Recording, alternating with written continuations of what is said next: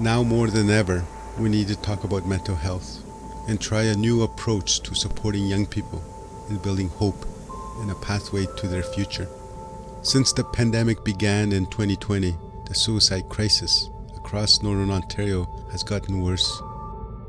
Over this past holiday season, the North has been shaken by one suicide after another. But the suicide crisis is not just about mental health. Water is like gold around here.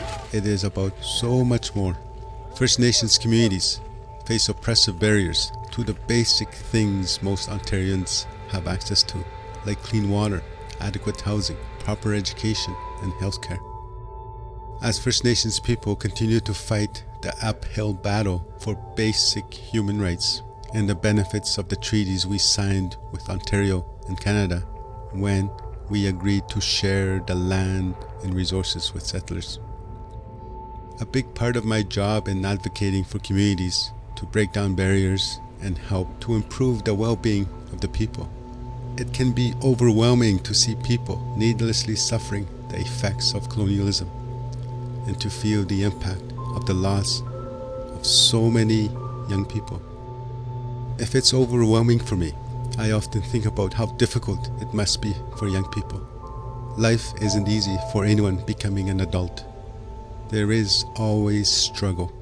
But young people living on reserve in the far north carry an added burden most people will never understand.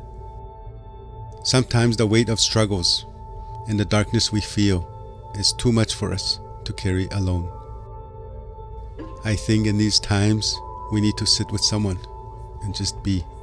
We need to be with people while we survive the storm until we can see light in our lives again.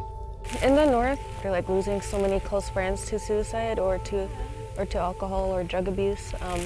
That like the more people die, the more I realize that nothing is being done.